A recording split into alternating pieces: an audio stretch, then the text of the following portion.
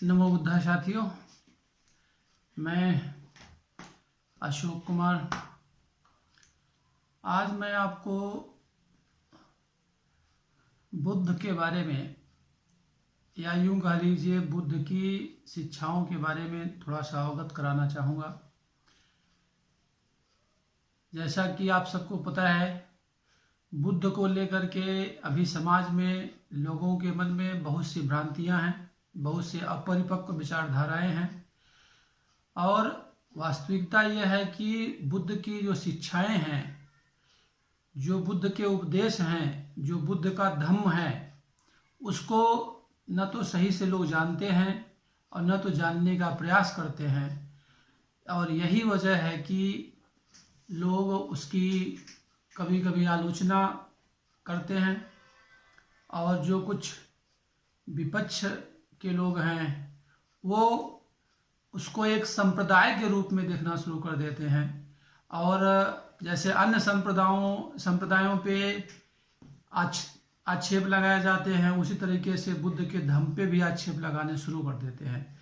जबकि वास्तविकता यह है, लोग बीच बीच में कहते जरूर रहते हैं कि बुद्धम शरणम गच्छामि, मतलब बुद्ध के शरण में जाओ, बुद्धि की शरण में जाओ, विवेक की शरण में जाओ, धम्मम शरणम गच्छामि, संघम शरणम गच्छामि।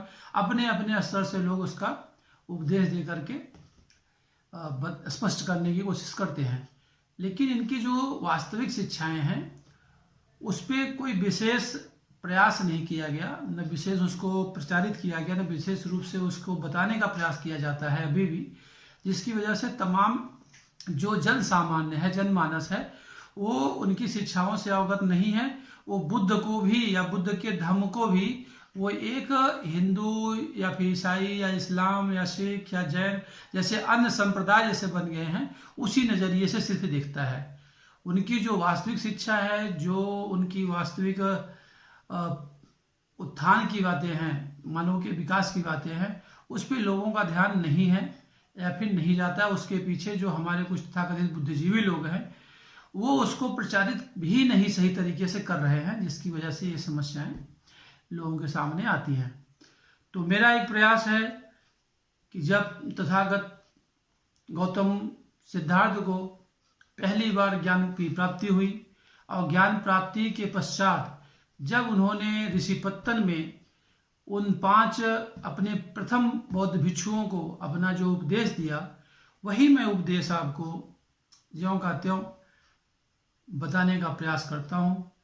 अगर इसमें कुछ भूल चूक होती है शब्दों को या स्पष्टीकरण को लेकर के, तो उम्मीद है कि जो श्रुति पाठक गण हैं, श्रोता हैं, वो उसको नज़रअंदाज करेंगे। उसके पीछे जो भाव है, उसके पीछे जो उनका एक संदेश है, बुद्ध का एक संदेश है, जो उनकी शिक्षा है, उसको जरा महत्व देंगे। और एक मैं अनुरोध और भी करूंगा कि इसको पूरा देखने का प्रयास, पूरा देखें। ये जो भी मैं खंड बना रहा हूँ इसको पूरा देखें, ध्यान से शुरू से आखिरी तक पूरा सुने और देखें इसको। तो निश्चय ही आपको बुद्ध के धर्म की जानकारी, उनके ज्ञान की एक झलक अवश्य मिलेगी। अब मैं शुरू करता हूँ। प्रथम बार जब तथागत सिद्धार्थ गौतम ज्ञान प्राप्ति के बाद ऋषिपत्तन पहुंचते हैं, तो कौंडिन्य और 5 जो उनके साथी थे, 4 कौंडिन्य को लेकर के 5 लोग जो थे, पहले तो इनका निरादर करने का प्रयास करते हैं, सोचते हैं मन में, लेकिन जैसे ही ये पास पहुंचते हैं तो अनायास ही, न चाहते हुए भी वो लोग उठते हैं, इनका सम्मान करते हैं, इनका भिक्षा पात्र ग्रहण करते हैं, इनका चीवर रखते हैं, बैठने का आसन देते हैं, अर्घ देते हैं, जलपान की व्यवस्था करते हैं। जब सब कुछ हो जाता है तब उनके बीच वार्तालाप होता है। तो उन्होंने कुछ जो उनके मन में पहले से रोष था उसको भी व्यक्त करते हैं। उसके बाद जब उनका सारा रोष शांत हो जाता है, उनका जो गुस्सा मन में, ये इनके तपस्या के दौरान जो बीच में छोड़ करके खीर खाए थे उसको लेकर के थी, उन्होंने सब व्यक्त कर दिया। जब उनका मन एकदम निर्मल हो जाता है, शांत हो जाता है, तब उन लोगों को एहसास जब हो जाता है कि नहीं, वाकई में इनको ज्ञान की प्राप्ति हो गई है और ये जिस मार्ग पे चले हैं वह मार्ग वास्तव में सही मार्ग है, तब उन्होंने अनुरोध किया है कि हे गौतम, मुझे वो अपना धर्म का मार्ग, अपना वो ज्ञान का मार्ग बताने का कष्ट करें। तो वो कहते हैं कि हे भिक्षुओं, अगर तुम इस संसार में अपनी भलाई चाहते हो तो दोनों अतियों से बचकर चलो। दोनों अतियों से मतलब उन्होंने कहा जो आदमी का काम करने का तरीका है, जो भी तपस्या करता है या आराधना करता है, उसमें अति का मतलब किसी मार्ग पे बहुत ज्यादा आगे बढ़ करके नहीं जाना। तो कह रहे हैं पहली अति कौन सी है? शारीरिक सुख भोगों के प्रति अतिशय लगाव। शारीरिक सुख भोगों का मतलब आराम, मतलब कि ऐसो आराम की जिंदगी हो, महल हो, खाने पीने की सुविधाएं हो, नौकर चाकर हो और सारे व्यवस्थाएं संपन्न हो, तो ये होता है शारीरिक भोगों के प्रति अतिशय लगाव। और जब उसके प्रति हमारा मन ज्यादा आसक्त हो जाता है, उसमें ज्यादा रम जाता है, तो ये हो जाता है शारीरिक अति। तो उन्होंने कहा कि ये शारीरिक अति का जो लगाव है, तो इस लगाव को ही पहली अति कहते हैं और इसे सदैव त्याग देना चाहिए। ये निवारण करने के योग्य है, यानी इसको त्यागने के योग्य है यह। और इसी प्रकार ही वो दूसरी बात कहते हैं कि दूसरी अति क्या है? अकारण ही अत्यधिक काय कष्ट सहन करना ही दूसरी अति है। यानी अत्यधिक शारीरिक कष्ट देना, यानी अपने आप को बहुत ज्यादा तपाना, बहुत कठोर तपस्या करना, एकदम निराहार रहना, जल में तपस्या करना, यानी शरीर को एकदम तपाना, शरीर को कष्ट देना। काय कष्ट का मतलब शरीर को कष्ट देकर के तपस्या करना, यह दूसरी अति है। यह दूसरी अति को भी निवारण करने योग्य है और मनुष्य को चाहिए कि वह इधर या उधर झुक करके न चले और वह बीच में स्थिर भाव से दोनों अतियों के बीच सरल मार्ग पर चले हो। कहने का मतलब ये है कि उन्होंने उपदेश देकर के ये बताना चाहा कि दोनों प्रकार की अतियां, यानी शरीर को अत्यधिक कष्ट देना और शरीर को अत्यधिक सुख भोग की आदत में डालना, दोनों ही अतियों से हमको बच करके चलना चाहिए और तभी जाकर के ज्ञान की प्राप्ति संभव हो सकती है। आगे स्पष्ट करते हैं बुद्ध की, इन दोनों अतियों को बचाकर जो मध्यम मार्ग से चलता है वही साधक कल्याणकारी सिद्धि प्राप्त करता है। पहले मैंने बहुत अधिक शारीरिक सुख भोगे। अब वो अपने बारे में बता रहे हैं कि पहले मैं राजमहल में था, राजकुमार था, सारी सुख सुविधाएं थी, सारे ऐशो आराम की चीजें थी, नौकर चाकर थे, 56 प्रकार के भोज थे, सोने की व्यवस्था, मतलब हर चीज की सुविधाएं थी। तो पहले मैंने बहुत अधिक शारीरिक सुख भोगे, उसके बाद अपने आप को तपस्या की आग में तपाया। और बताते हैं कि जब मैं गृह त्याग करके तपस्या करना शुरू किया तो मैं उसमें भी एकदम अंत तक तपस्या करी, यानी शरीर को जितना भी कष्ट साध्य तपस्या हो सकती थी मैंने उसको भी किया। लेकिन मुझे न तो सुख भोगों से कोई लाभ हुआ और न अपने जप तप से ही। यानी उन्होंने कहा कि जो मैंने संसार में सारी सुख सुविधा राजमहल में रहते हुए प्राप्त करी, उससे भी कोई संतुष्टि नहीं मिली और न तो कोई शांति मिली। और जब मैंने कठोर तपस्या करी, निराहार रहा, एक टाइम खाया बिना खाए रहा, शमशान में रहा, जल में तपस्या करी, मतलब विभिन्न प्रकार की जितनी भी विधियां थी, सब प्रकार से विधियों से मैंने तपस्या किया, तब भी मुझे कोई शांति और ज्ञान की प्राप्ति नहीं हुआ। और मुझे ज्ञान की प्राप्ति कब हुई? जब मैंने मध्यम मार्ग की खोज किया और बिना किसी बाधा के अपना लिया, तो गंभीर चिंतन मनन करने के बाद मुझे विशुद्ध ज्ञान की प्राप्ति हुई। और जब स्पष्ट करते हैं कि जब मैंने दोनों अतियों को त्याग करके मध्यम मार्ग अपनाया और उस पर निरंतर चलता रहा और उस पर जब चिंतन मनन किया, तब जाकर के मुझे विशुद्ध ज्ञान की प्राप्ति हुई। मैं जो कुछ कहता हूं उसे तुम लोग मन लगाकर सुनना, पर उसकी जांच किए बिना ग्रहण मत करना। किसी तत्व की जांच करने के लिए सबसे प्रमुख प्रत्यक्ष प्रमाण होते हैं जो सभी कालों में समान रूप से विद्यमान हैं। आगे उन्होंने कहा कि यद्यपि मैंने अनुभव किया, मैंने कठोर चिंतन मनन करने के बाद ये सत्य की खोज करी है, मध्यम मार्ग की खोज करी है, तब भी मैं कहता हूं कि मैंने जो भी अपने उपदेश दिए, जो भी मैं मार्ग बताता हूं, जो भी मैं अपना अनुभव बताता हूं, उसको बिना चिंतन मनन किए, बिना गंभीर विचार किए, उसको सही महसूस किए जाए। जब मेरे कहने के बाद उसको विचार करो, अगर वो सही समझ में आता है तभी उसको मानना, तभी उसको अनुसरण करना। आपको पूरे विश्व के इतिहास में जितने बहुत से धर्म प्रचारक हुए हैं, बहुत से गुरु हुए हैं, बहुत से अनुयायी मतलब पैगंबर हुए हैं, बहुत से प्रणेता हुए हैं धर्मों के, लेकिन और किसी ने इतनी स्पष्ट बात, इतनी कट सत्य किसी ने बहुत सिंपल भाषा में नहीं कही है। बाकी सब ने क्या कहा कि ये ईश्वर की वाणी है, ये भगवान की वाणी है, ये गॉड के द्वारा दिया गया निर्देश है, इसको तुम्हें मानना है। केवल पूरे भूमंडल पर बुद्ध ही ऐसे एक इकलौते शांति दूत हैं जिन्होंने कहा कि मेरी कही हुई बात पर भी तब तक विश्वास मत करना जब तक कि ये तुम्हारे सामान्य बुद्धि से सही साबित नहीं हो जाती। और उन्होंने कहा कि ये सामान्य बुद्धि हर कालों में, हर समय में सब मनुष्य के पास विद्यमान है।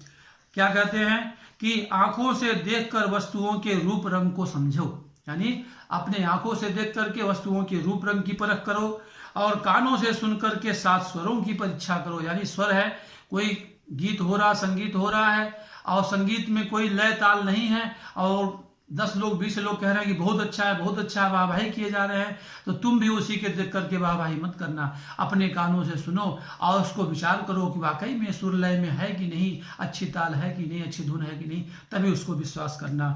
और कहते हैं कि जो कोई पदार्थ है जिसमें सुगंध है, दुर्गंध है, उसको भी तो अपने नाक से सूंघ करके ही उसका जो भी दुर्गंध और सुगंध है तब उसकी परीक्षा करने के पश्चात ही उसको स्वीकार करना, मानना। और अगर किसी रस की बात आती है, वो चाहे जो 6 रस हो, अपनी जीवा से बिना चखे किसी के कहने मात्र से उसको विश्वास मत करना। यानी अगर 6 रस है, अपनी जीवा से चख करके ही उसका सही अनुमान लगा करके ही तब उसको विश्वास करना, किसी के कहने और किसी के बताने से मत कर लेना। आगे कहते हैं वो बुद्ध की त्वचा से छूकर कोमल या कठोर की जांच करें, यानी जहां पे स्पर्श की, यानी त्वचा की सेंस मतलब जो ज्ञानेंद्रिय है उसकी बात है, तो स्पर्श की अनुभूति करके कठोर और मृदु का, कठोर और कोमल का तभी विश्वास करना जब अपने से छू करके, अपने से स्पर्श करके उसकी अनुभूति कर लो। इसी प्रकार इन 5 प्रत्यक्ष प्रमाणों को सही माने। आगे कहते हैं बुद्ध की इसी प्रकार इन 5 ज्ञानेंद्रियों से जो मिला हुआ प्रत्यक्ष अनुभव है, जो खुद पे अनुभव हुआ है, उसी अनुभव को ही सच मानना। दूसरे की कही किसी बात को कभी भी आंख बंद करके सच मत मानना। जहां पर प्रत्यक्ष प्रमाण न पाए वहां पर अपनी बुद्धि और विवेक का प्रयोग करें। आगे स्पष्ट करते हैं बुद्ध की अगर हो सकता है कुछ ऐसी चीजें भी आ जाए सामने कि जहां पे इन 5 ज्ञानेंद्रियों से उसका अनुभव नहीं हो पाता है, तो कहते हैं कि तब वहां पे अपने बुद्धि और विवेक का प्रयोग करके उसको जांचो, परखो और तब जाकर के जो अनुभव हो उसी को मानो और उसी का अनुशीलन करो। इसी प्रकार वो आगे स्पष्ट करते हुए कहते हैं कि जिन्हें भली प्रकार तर्क संगत समझें उन अनुमान प्रमाणों को भी मान्य करें, लेकिन किसी के द्वारा कहे गए बातों को या किसी के द्वारा कहे गए शब्दों को बिना जांचे परखे बिल्कुल आंख बंद करके विश्वास न कर लें। अगर आपको प्रमाण सच लगते हैं तो उसको सत्य माने, अगर सत्य नहीं लगते हैं तो उसको असत्य माने। केवल इसलिए उसको सत्य मत मान लें कि बहुत से कवि और लेखक उसको कह गए हैं। तो कहते हैं बुद्ध की बहुत से कवि और लेखक गप्पे भी गढ़ सकते हैं, सच को झूठ को एक साथ मिलाकर अनेक चमत्कारी आलेख दे सकते हैं। मतलब कहते हैं कि हो सकता है ऐसा किसी तथ्य को लेकर के तमाम कवि हैं, लेखक हैं, वो कुछ झूठ सच को मिला करके उसको बहुत ही रोचक ढंग से, चमत्कारी ढंग से उसको वो लिख दे, तो उसको ऐसे मत मान लेना। वे प्रामाणिक कैसे माने जा सकते हैं जब तक कि उसको प्रामाणिक यानी उसको प्रमाण के रूप में अपने ऊपर सिद्ध करके उसका अनुभव करके मान मत लो, तब तक उसको स्वीकार मत कर लेना और मान मत लेना। कोई मत केवल इस कारण से मान्य नहीं हो सकता कि अनेक शास्त्रों ने उसका समर्थन किया है।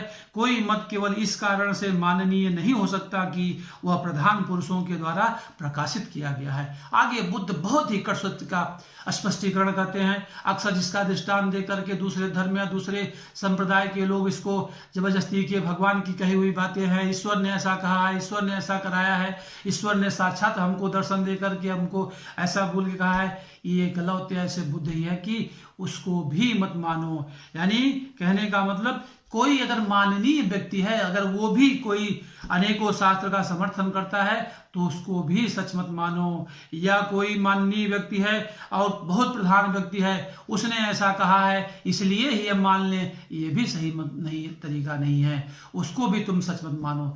कहने का मतलब जब तक आपकी 5 ज्ञानेंद्रियों से अगर उसका अनुभव नहीं हो सकता तो अपने बुद्धि विवेक से उसको तौल करके जांच परख करके उसका परीक्षण करें। उसके बाद ही अगर जो अनुभव होता है उसी अनुभव को ही केवल सच माने, अन्यथा कही कही बातों को सच मत माने। और आगे बुद्ध कहते हैं कि कोई मत केवल इस कारण से मान्य नहीं हो सकता कि संसार में बहुत से लोग उसकी प्रशंसा करते हैं। कोई मत केवल इस कारण से मान्य नहीं हो सकता कि उसे सभी पूर्व पुरुषों ने प्रामाणिक माना है। आगे बुद्ध कहते हैं कि ये भी ध्यान रखना कि बहुत सारे लोग उसकी प्रशंसा अगर करते हो तो भी जरूरी नहीं है कि वो सच सच ही हो, वो ज्ञान सत्य ज्ञान ही हो, या फिर केवल इस कारण से भी वो सच नहीं हो सकता कि इसके पहले जो पुरुष थे, जो माननीय पुरुष थे, उनने उसको सही बताया है, सही प्रामाणिक माना है उन्होंने, लेकिन अगर हमको अनुभव नहीं हो रहा है तो हम उसको मान लें, ये कोई विवेक की बात नहीं है और ये सच ज्ञान नहीं है। आगे बुद्ध कहते हैं कि कोई मत केवल इस कारण से मान्य नहीं हो सकता कि उसे स्वयं बुद्ध ने अपने मुख से कहा है। जो अच्छी बुद्धि द्वारा, अच्छे तर्कों द्वारा भली प्रकार से उचित ठहराया गया हो, वही सुंदर मत सुंदर कारणों से भली प्रकार माननीय है। आगे भी बढ़कर के एक कदम वो कहते हैं कि कोई मत केवल इस कारण से सच मत मान लेना कि ये बुद्ध ने अपने मुख से कहा है, इसको भी मत मानना कि मैंने कहा है, बुद्ध ने कहा है। इसलिए भी कोई मत, कोई विचारधारा सच हो जाए इसको मत मानना। उसको अच्छा कब मानना? जब वो उसको सच कब मानना? जब ऐसा विचारधारा, ऐसा ज्ञान, ऐसी ज्ञान की बातें अच्छी बुद्धि द्वारा, अच्छे तर्कों द्वारा भली प्रकार से उचित ठहराया गया हो, वही सुंदर मत सुंदर कारणों से भली प्रकार माननीय हो सकता है। तो आगे बुद्ध कहते हैं कि हे भिक्षुओं, यह ज्ञान मेरे ऊपर आकाश से नहीं टपक पड़ा है। बहुत स्पष्ट बातों में उन्होंने कहा कि ये कोई आकाश से टपका हुआ ज्ञान नहीं है, किसी भगवान ने मुझे सपने में आकर के, मेरे अंतर मन में आकर के ये ज्ञान मुझे नहीं दे दिया है। बहुत स्पष्ट और क्लियर कट बात कहते हैं कि मैंने यह ज्ञान कहीं मार्ग में पड़ा हुआ पाकर के लूट नहीं लिया है। यह विशुद्ध ज्ञान मैंने अपनी श्रेष्ठ बुद्धि लगाकर प्राप्त किया है। यानी उन्होंने कहा कि इतनी कठोर तपस्या के बाद, इतने कठोर चिंतन मनन के बाद उसे मैंने अपने बुद्धि का बार बार चिंतन मनन कठोर साधना करके तब इसको मैंने प्राप्त किया है। और तुम लोग भी उसे अपनी सद्बुद्धि से जांच परख कर ही ग्रहण करना। आगे वो स्पष्ट कहते हैं कि भले से मैंने इतनी कठोर तपस्या के बाद, कठोर साधना के बाद इस ज्ञान को प्राप्त किया है, इस ज्ञान की अनुभव किया है, लेकिन फिर भी तुम मेरे द्वारा कहे हुए बात को अपनी सद्बुद्धि से जांचने परखने के बाद ही विश्वास करना और मानना।